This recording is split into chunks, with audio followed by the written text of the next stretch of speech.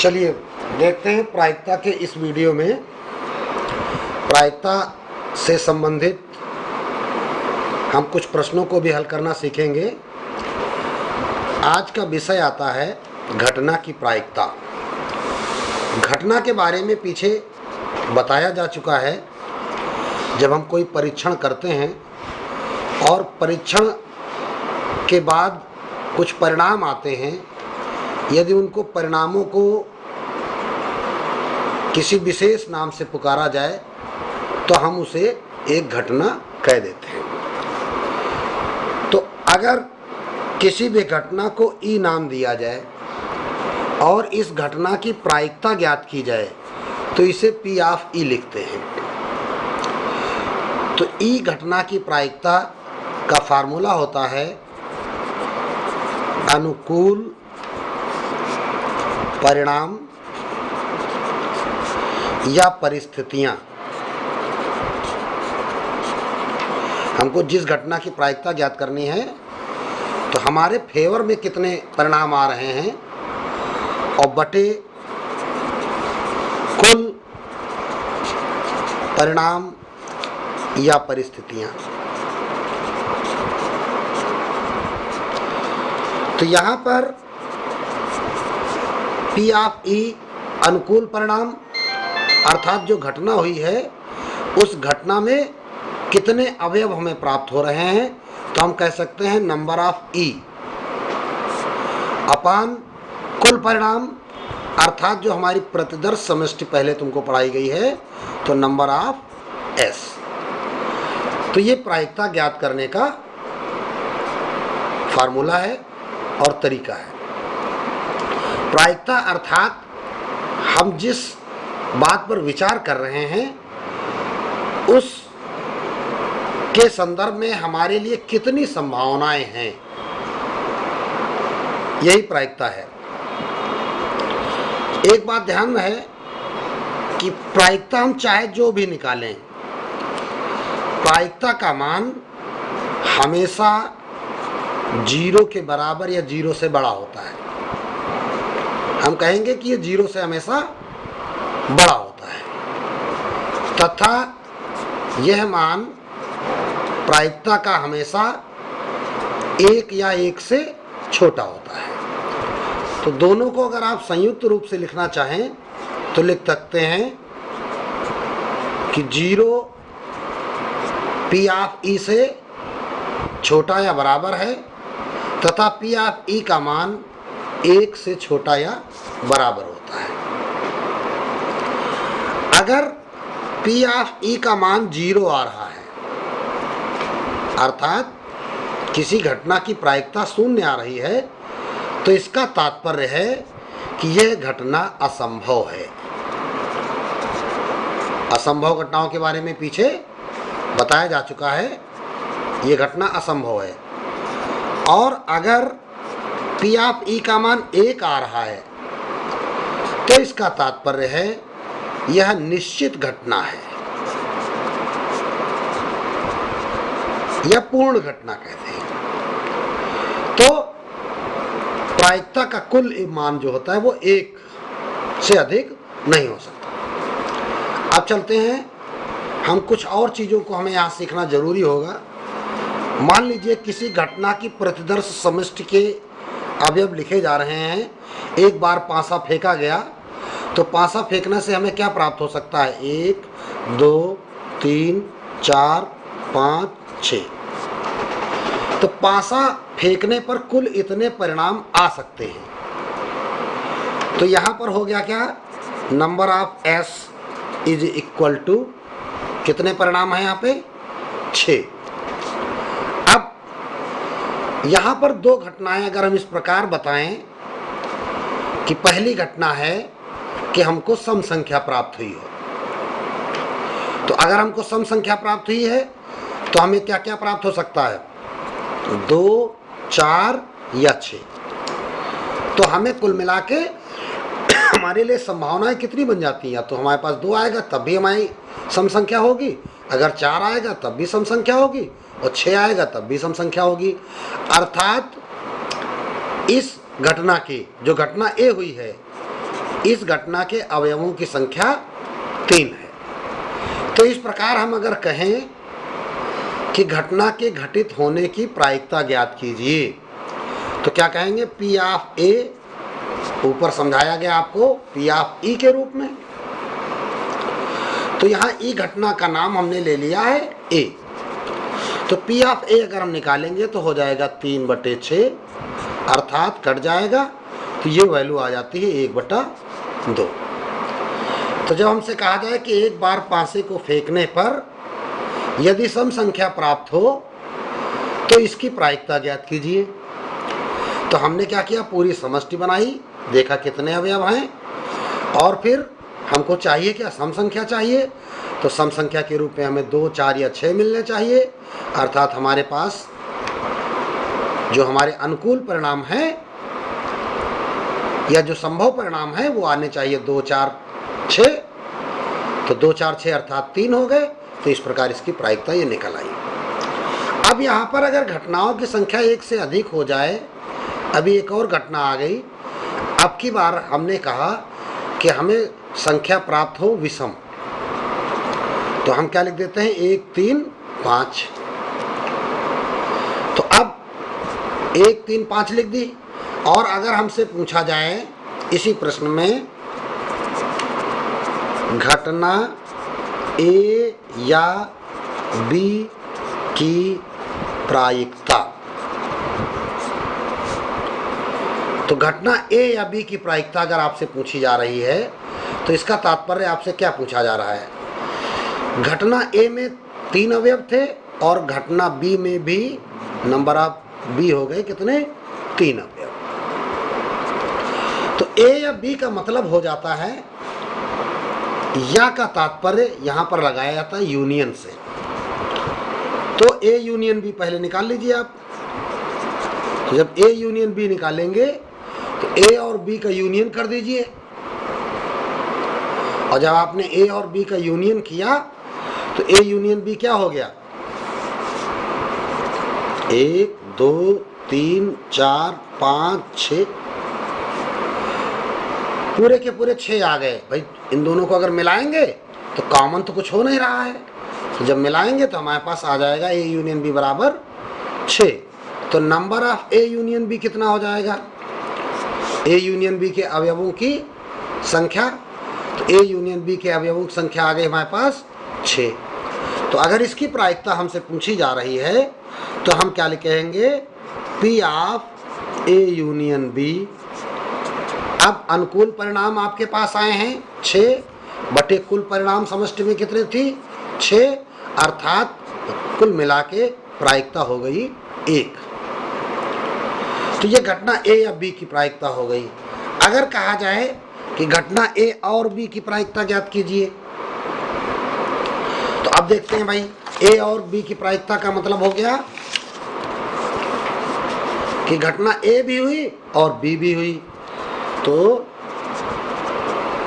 घटना A और B की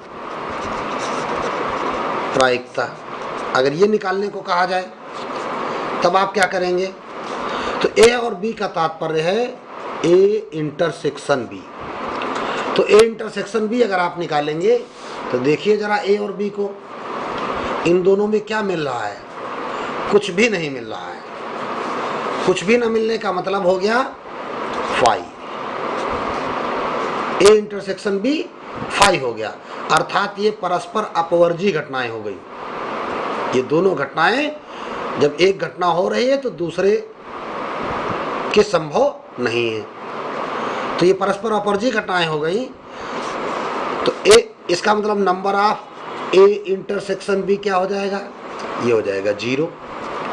तो अगर इसकी हमें प्रायिकता ज्ञात करनी है तो प्रायिकता ऑफ A इंटरसेक्शन B बराबर, यहाँ पे हमारे पास रिजल्ट कितना आया? Number of A intersection B 0 upon total result समष्टि क्या थी? 6। तो 0/6 इज इक्वल टू 0। और जब ये 0 हो गया तो ये एक असंभव घटना हो गया कि A और B दोनों एक साथ हो जाएं, ऐसी घटना असंभव हो गई। ठीक है। तो इस प्रकार अगर हो जाए कि घटना ए नहीं,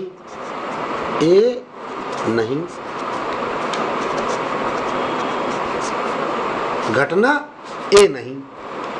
अब अगर घटना ए नहीं है तो इसका तात्पर्य है ए कॉम्प्लीमेंट, ए का पूरक, या इसको आप कह सकते हो ए का पूरक है तो ये क्या हो जाता है, इसको कह देते हैं एस माइनस ए। समष्टि से ए के अवयव निकाल दीजिए।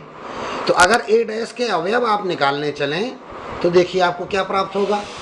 ए में क्या था 2 4 6, समष्टि में क्या है 1 2 3 4 5 6, तो 2 4 6 निकाल दोगे तो क्या बच जाएगा 1 3 5 बच जाएगा। तो 1 1 3 5 ये मिल गया। तो नंबर ऑफ ए डैश क्या हो गया,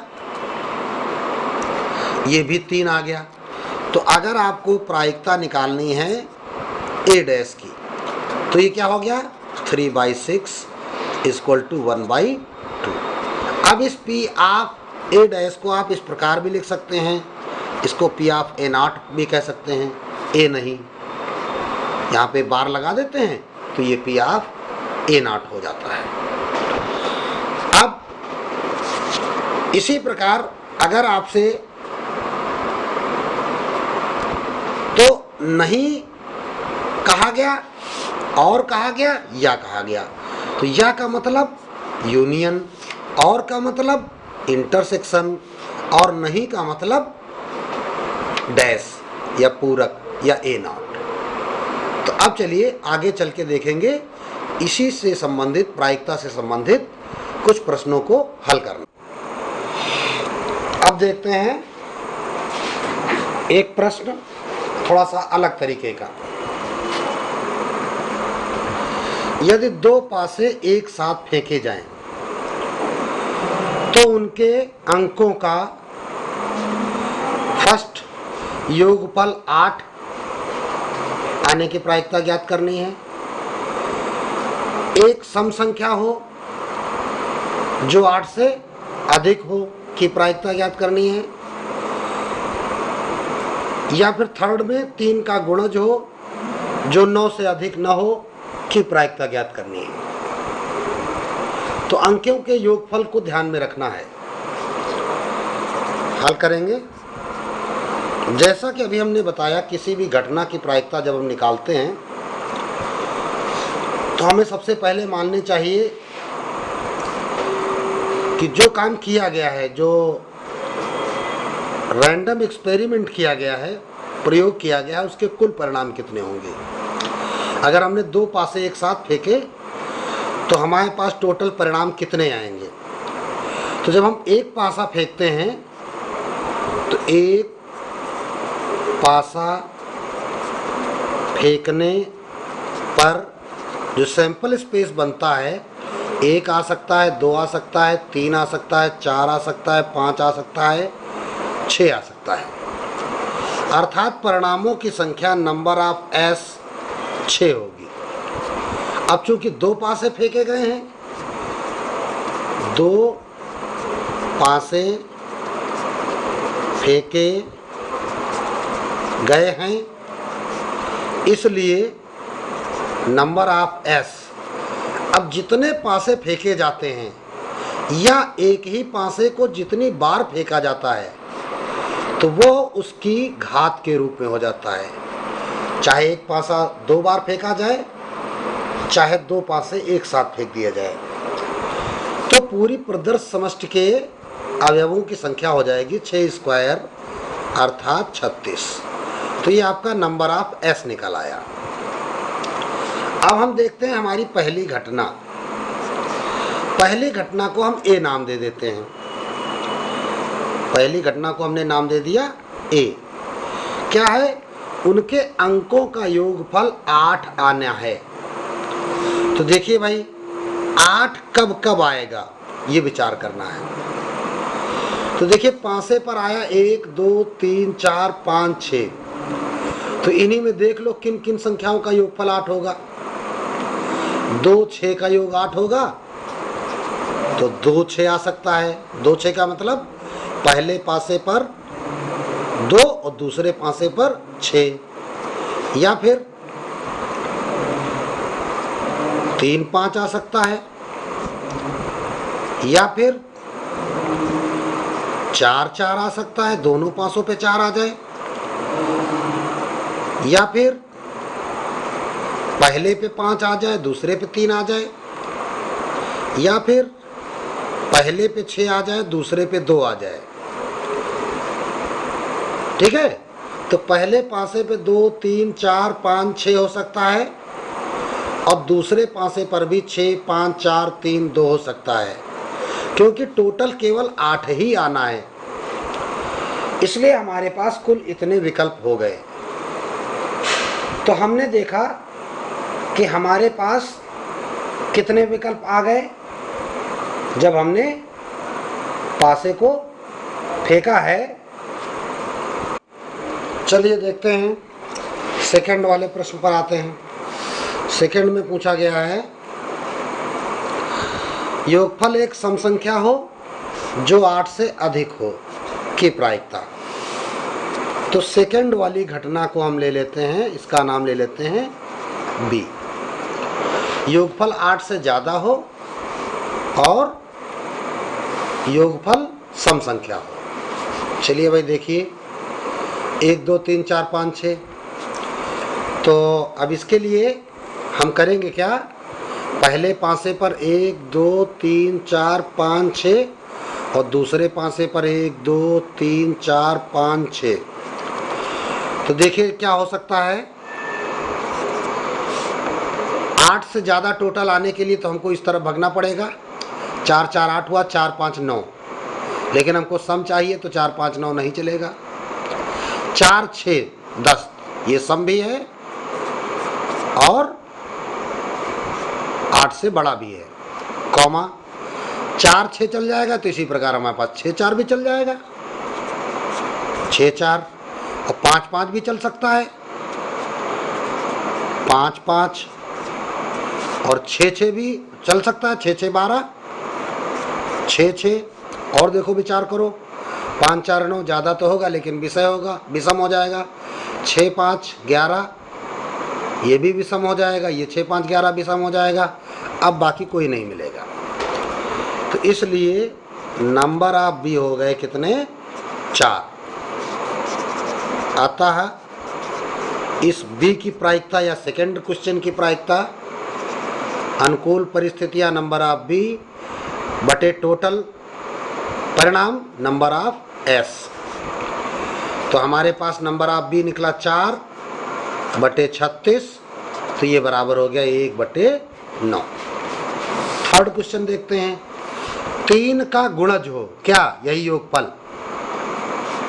ये फर्स्ट जो यहाँ पे लिखा हुआ, फर्स्ट यहाँ लिखा होना चाहिए, आप सही सवाल समझेंगे।